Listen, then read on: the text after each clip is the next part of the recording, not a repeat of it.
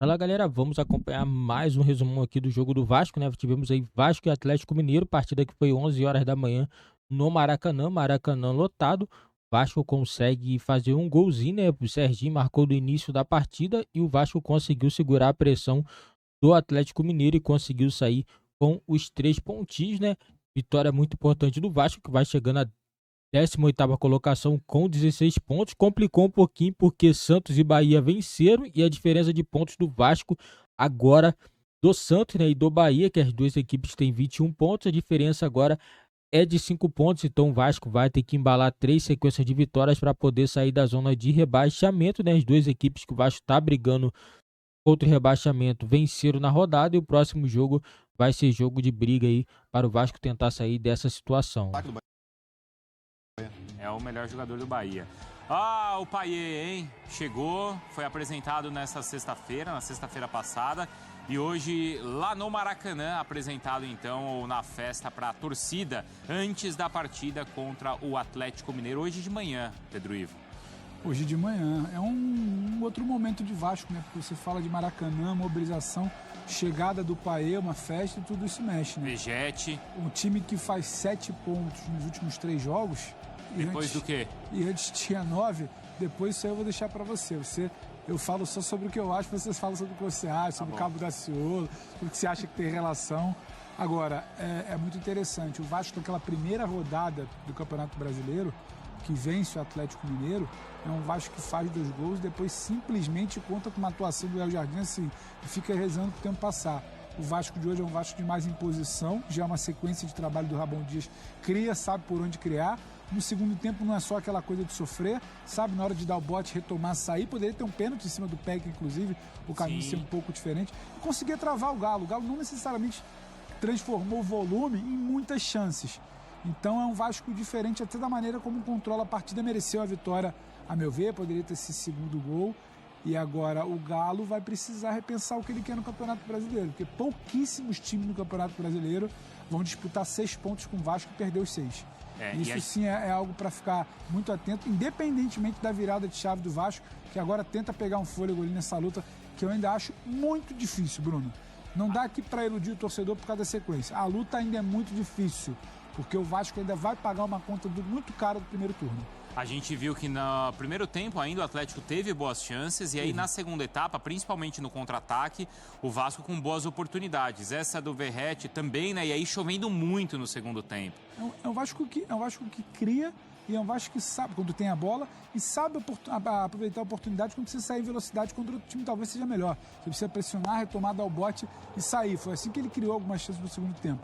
Atlético concedeu, mas o Vasco também chegou muito no segundo tempo, Bruno. E a gente tá vendo as cobranças de falta, aquela do Hulk, essa na trava então do time do Vasco e ainda aquele lance depois, que é incrível, né? Um belo pivô que o Verratti faz para deixar o Peck na cara do gol e aí tem o lance ali que poderia ter sido marcado o pênalti. Mas olha a situação do gramado, né? Principalmente onde está o Léo Jardim ali. Lembrando que tem jogo na quinta-feira do Fluminense. Não tem o Jardim onde está o Léo Jardim. Não tem, é lama mesmo. Léo Lama. Vamos ouvir os personagens do jogo? Olha lá, ó, personagens então da vitória vascaína. Sabíamos, como eu falei antigamente, agora atrás, que o lado forte era do Pitão e foi justamente ali que acabou saindo a jogada, né? 4 minutos de jogo, tivemos a infelicidade de tomar o gol pode sair a qualquer instante, mas quando você toma um gol logo no início, toda aquela estratégia que você tinha planejado acaba indo por água abaixo. Então, há uma inversão de papéis, né? Ali onde o Vasco passou a esperar a nossa equipe, e a nossa equipe teve que mudar também de estratégia, sendo obrigada a ser a protagonista, né, das jogadas de ataque. Infelizmente tivemos, né, algumas situações aí para que o gol acontecesse, infelizmente não aconteceu. Nosotros vinimos acá por esto. Es lo primero que con Ramón falábamos ahí, que queríamos experimentar lo de la torcida, lo de Vasco, lo de San Januario, ahora tocó Maracaná, obrigado. Lo del Maracaná, pero la verdad que feliz, hoy fue una fiesta, pero no es, yo creo que no es ni por Ramón ni por nosotros, es por el grupo de jugadores que está dando la vida no solo en cada partido, sino en los entrenamientos. Yo creo que la virada comenzó ahí. Emiliano Dias, então, filho, né, do Ramon Dias, e que hoje comandou o Vasco também. Aliás, ele fez uma preleção outro dia na partida que foi realmente de arrepiar. Tô falando sério. Essa você tá falando sério. A do Cabo Daciolo... Não, é meio sério. A do Cabo Daciolo é meio sério. Essa é sério. É meio sério? Meio sério. Fico meio preocupado, então. Então, ó, aí na primeira parte da classificação não tem o Galo, onde deveria estar, e também não tem o Vasco. Então vamos virar a página e ver onde os dois estão. Porque a situação do Atlético realmente não é bonita, não, né? Ainda mais quando o Pracidelli vai para coletivo e diz que tentou anular ali a subida do Piton e não conseguiu. Ó, o Atlético é o 11º colocado, então, só 27 pontos, tá? O Vasco, aquilo que a gente falou, né? Venceu, se animou todo, porque ele foi a 19. O problema, o só não foi melhor, né? Porque o Bahia e o Santos também 16 venceram. O Vasco. 16 pontos, 6 conquistados sobre o Galo, impressionante. Verdade, olha. Seria melhor se fosse só o Vasco, mas o campeonato não é só o Vasco, né, Bruno? Eu falava, o Vasco vai pagar uma conta ainda muito cara do primeiro turno, porque quando você olha agora, você tem o Léo voltando a jogar, você tem o Verratti, você tem o Medel na zaga, você tem um Paulinho com o Praxedes no meio. A qualidade faz diferença, a qualidade te ajuda. Tá muito nítido que faltava qualidade, só que você passou um turno inteiro sem qualidade. Você vai pagar uma conta muito cara. Eu não acho que o segundo turno do Vasco vai ser desastroso, eu acho que tem evolução. Acho que tem trabalho, só que você tirar 5 pontos não é simplesmente, você precisa tirar 5 pontos de desvantagem para sair da zona do rebaixamento. Não é que basta você ganhar 2 jogos se está fora. Você precisa combinar 6 pontos em rodadas que eles são favoráveis. É muito difícil, porque esse time também vai oscilar. Tem qualidade, claro, mas não tem um teto tão alto. Vai oscilar ainda. Jogo, pega o Palmeiras no Allianz. Difícil. É uma pedra cantada. Eu acho que vai ganhar só por evolução. Tem clássico pela frente, tem Flamengo pela frente. Fora. Que é confronto direto. Que você tem uma situação. Ele faz que é 2 natural. fora, então, Zinho. Depois Fluminense, clássico. Sim. Ixi. O Zinho tá estudando. Tá difícil a situação. Eu também concordo com vocês. Eu concordo com vocês, assim. A gente, né, tem aquela coisa de... o Vasco sofre demais, a sua torcida, muito legal, a torcida voltou, lotou o Maracanã. Tem uma luz aí com a chegada de alguns jogadores... O novo treinador, vê um espírito realmente, os jogadores se empenhando. Foi falado pelo auxiliar técnico, né, o Emiliano. Estão dando a vida nos treinadores, mas os outros também estão. Tá todo mundo falando a mesma coisa. Eu vou bater nessa tecla, hein? Verdade. Agora tá todo mundo naquele desespero. Tá todo mundo... O Bahia deve estar como agora? Pô, ganhamos em casa, a nossa torcida tá aqui. A gente vai jogar fora contra o Botafogo, mas depois a gente vai pegar o Vasco em casa. É jogo de 6 pontos. Tá todo mundo falando a mesma coisa. A gente acabou de falar isso do Santos. Santos. Olha a sequência do Santos, é só adversário direto, não é, Zinho? Não, a sequência do Vasco, olha, tem que ajustar muito, esses caras vão ter que dar muito mais ainda. O Ramon tentar encaixar aí o Paê que tá chegando, mas é só pedreira. Vai pegar o Palmeiras. O Palmeiras, de repente, não vai jogar com o titular, vai ser uma mesclado, mas a mescla do Palmeiras é muito melhor do que o do Vasco. O time B do Palmeiras é melhor do que o time titular do Vasco, porque já está entrosado. Os caras estão há muitos anos com o Abel e joga em casa, no Allianz. Aí vai pegar o Bahia em casa, situação difícil. 16 pontos, o Pedro tá certo. Vai sofrer com o primeiro turno que fez. Agora, ele fez 7 pontos, certo? Dos últimos 9. Dos últimos 9. Sim. E aí, brincadeira à parte, tem uma figura em comum aí, que é o Vegetti. Porque esse cara, ele fez os gols e hoje, de novo, ele apareceu. E ele não perde uma bola em cima, o Pedro? O retrato do Vasco no primeiro turno, quando jogou bola, era um time que tentava ter a bola, tinha uma mínima criação e faltava qualidade para finalizar. O grande vilão da derrocada do Vasco ali pós-estadual, Pedro Raul, vendido, a torcida não queria ver pintada de ouro. Faltava então a qualidade para finalizar, faltava alguém para segurar. Segurar, atrair marcação, arrastar a defesa, finalizar. E aí a qualidade é negociável. Você passou um turno inteiro dizendo que o elenco estava ok, que o trabalho ia evoluir. Você negou que você precisava qualificar o seu elenco. Uma coisa é você brincar lá no estadual, outra coisa é você disputar um campeonato brasileiro de Série A. Então parece que você desacostumou. Você traz a qualidade do Verratti, você consegue ter a parede. Você tem um cara que finaliza. Você tem um cara que incomoda outra defesa. Aí você traz o Medel para segurar um pouco mais lá atrás. Você potencializa o Léo. Você traz o Paulinho com o Praxedes para ter bola no meio para jogar. A coisa anda, não é difícil. Você precisava qualificar o elenco. Só que a diretoria ficou negando o óbvio há muito tempo. Você ficou negando, ó, não tem elenco, o elenco é curto, o trabalho não é bom.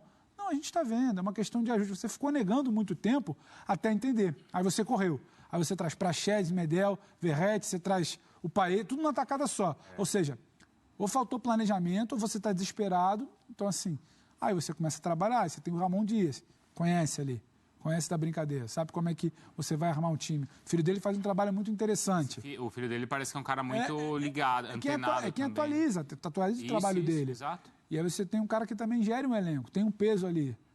Agora, você demorou demais, o Zinho já falou, a gente está falando aqui, a conta ficou muito cara do primeiro turno. Não é que você está jogando água no chope do torcedor que sai do Maracanã feliz hoje. Não é, mas não dá para mentir que fez 7 pontos em 9, que agora está tudo bem. Se fizer 7 em 9, a cada sequência de 9 fizer 7 até o final do campeonato, tá ótimo, mas Ele é vai uma ser campanha campeão de se ele G4. fizer 7 em 9. Sim, fez 4 só tem 19 jogos, já passou metade do campeonato. Não, ele vai fazer o que o Fortaleza fez ano passado, que depois que caiu das Copas, estava lá embaixo e fez... O Fortaleza que deliberadamente abre mão do brasileiro, Isso. mas tinha base de trabalho para correr atrás depois. O Vasco Exato. não tem isso. Exato. O Vasco fez 4 pontos nas 2 primeiras rodadas. Você quer ver, Bubu, a sequência do Vasco? Quero. Vamos ver quantos pontos tem aí.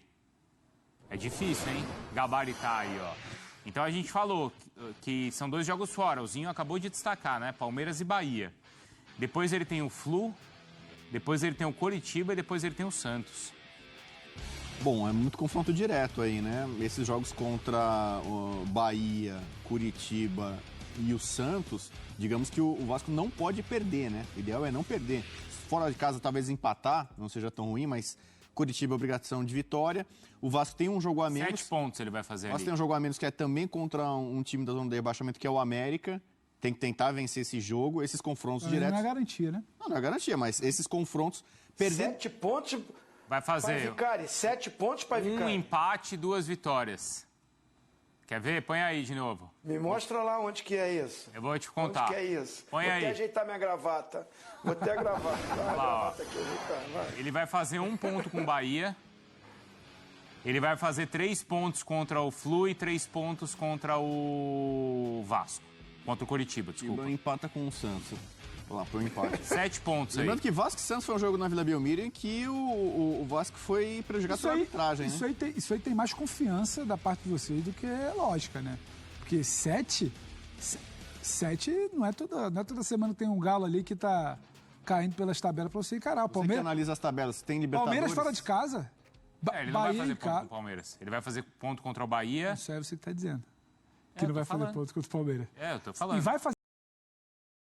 Galera, o Vasco tem confrontos aí difíceis, né, pela frente, né, Palmeiras, né, Bahia, né, são jogos bem difíceis, né, no próximo domingo, né, o Ramon Dias ainda vai ter essa semana inteira para poder trabalhar a equipe, para poder jogar no final de semana, lembrando que nesse meio de semana teremos Libertadores e Sul-Americana e por isso não teremos jogos do Campeonato Brasileiro, somente no final de semana e também depois teremos aí a parada da data FIFA também, né, as equipes aí vão ficar um tempinho parada, não sabemos se é bom ou se é ruim. Algumas equipes voltam muito bem, outras equipes voltam mal, né? Quando tem esse tipo de paradas devido à data FIFA.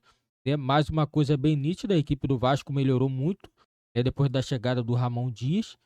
A equipe evoluiu muito também, é claro. Isso se dá também aos jogadores também que chegaram, né? Agora temos o Payet, temos o Verratti também, um jogador de muita qualidade, né? E eu acredito que com isso daí vai ser suficiente para o Vasco pelo menos se livrar do rebaixamento, porque tem que pensar uma coisa de cada vez. Primeiro se livra do rebaixamento e depois pensa em Sul-Americana, né? Vou ser bem sincero, se o Vasco conseguir ficar na 10ª colocação, conseguir uma vaguinha na Sul-Americana, vai ser um feito muito bom, porque esse time do Vasco é time que tá brigando mesmo para poder não cair para a 2ª divisão, porque se o Vasco tem esse mesmo time no início da temporada, eu acredito que o Vasco não estaria nessa situação não.